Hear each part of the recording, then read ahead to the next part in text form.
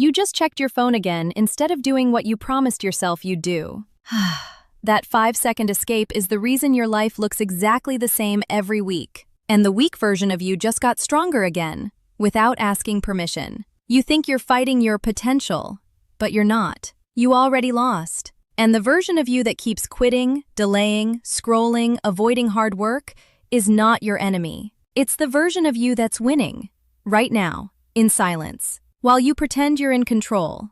That should make you uncomfortable, because deep down, you already know it's true. Let's stop lying for a second. You say you want discipline, but you negotiate with yourself every morning. You say you want success, but you protect your comfort like it's your identity. You say you're just tired, but somehow you're never too tired to escape into distractions for hours. You don't lack time. You don't lack knowledge. You don't lack opportunity. You lack enforcement. And every time you choose the easier option, you are training something inside you. Something quiet, something patient, something that doesn't shout. It just grows stronger. The weak version of you is not sabotaging you once in a while. It is leading your life. And if that sentence made you defensive, good. That reaction is exactly what it feeds on. Here's what you didn't understand.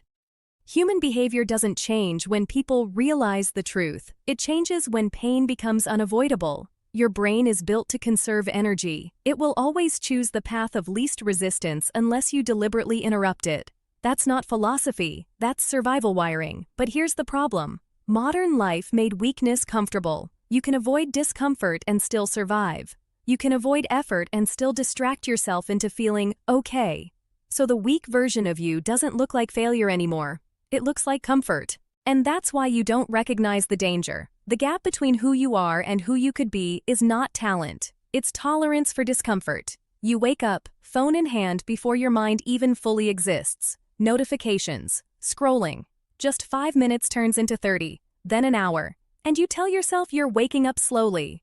No, you are surrendering the first battle of the day. You don't lose your life in big dramatic moments. You lose it in the first 30 minutes of your morning. Here's the truth. That version of you who reaches for discipline doesn't show up later. He shows up first, or not at all. Action is simple, brutal, but simple. The moment you wake up, no negotiation, no phone, no dopamine. Stand up, move your body, cold water, light, motion. Something that tells your brain, you do not lead me today. So the question is, who is winning your first hour? You or the weak version of you? You sit down for a break, then suddenly you're gone. Hours disappear. Videos, reels, noise, stimulation. You call it rest, but your body is not recovering. Your mind is escaping. Rest restores you. Escape drains you while pretending to help.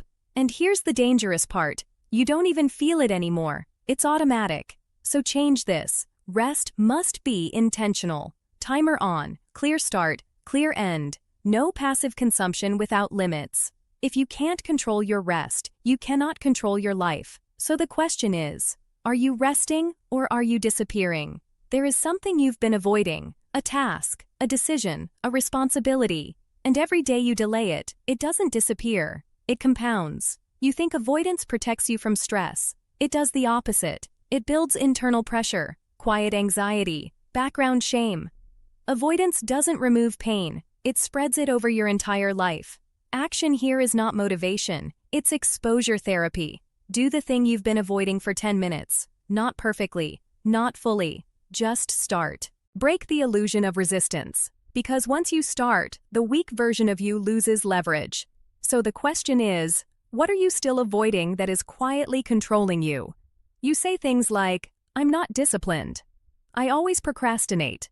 I'll do it later. Listen carefully. You are not describing yourself. You are programming yourself. Every repeated excuse becomes identity training. And identity is harder to break than habits. You don't act based on who you are. You become who you repeatedly act as. So change the language. Immediately. Not, I am lazy, but I am practicing discipline. Not, I always fail, but I am building consistency. It feels fake at first. That's normal. Every identity upgrade does. So the question is, what identity are you rehearsing every day without realizing it? Right now, you are not avoiding pain. You are choosing it. Comfort has a price. So does discipline. but only one of them gives you control. The weak version of you chooses short-term relief every time, and that choice compounds into long-term regret. The life you want is on the other side of the pain you keep negotiating with. So here's the shift. You stop asking, "Do I feel like it?" You start asking, "What version of me gets created if I do this anyway?" So the question is, are you paying with effort now or paying with regret later? This is the part where it starts to feel heavy, because part of you is resisting everything being said right now, not because it's wrong, but because it's accurate. And yeah, it's hard. Changing your behavior is one thing. Facing the truth about how long you've avoided it, that's another level. But that is exactly why most people stay stuck, because they want change without discomfort. And that combination does not exist. You admire disciplined people. You watch them work, train, build, focus. But you don't realize something. They feel the same resistance you do. They just don't obey it. Discipline is not the absence of resistance. It is dominance over it. So stop treating discipline like personality. It's a decision repeated under pressure. Start small. One task, no negotiation, then another. So the question is, why do you respect discipline in others but excuse its absence in yourself? There is a version of you that exists in your mind. Not the weak one, the capable one. Focused, controlled, dangerous in a quiet way. And you don't fear becoming him. You fear the responsibility he brings. Because once you become him, excuses die. The strongest version of you doesn't make life easier. It makes avoidance impossible. So you delay him. But every delay strengthens the version you claim to hate. So the question is, are you afraid of failing, or afraid of finally becoming someone who can't hide anymore?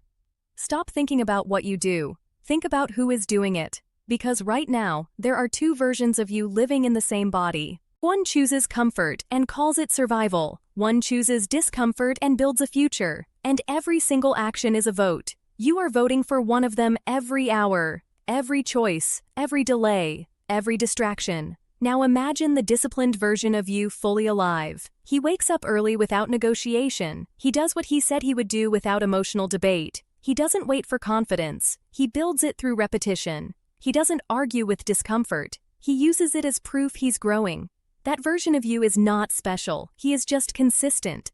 So the question is not whether he exists. The question is whether you are willing to stop killing him daily. Today is not about motivation. It's about interruption. One action, right now, not later, not when you feel ready. Pick the thing you've been avoiding and do 10 minutes of it immediately after this video ends. No negotiation, no distractions, no escape, not to finish it, to break the pattern. Because once you break the pattern, you stop being predictable to yourself. And that is where everything changes. The weak version of you only wins when you stay silent. The moment you act, he starts losing power. And one day, you will look back and realize, you were never stuck. You were just unchallenged.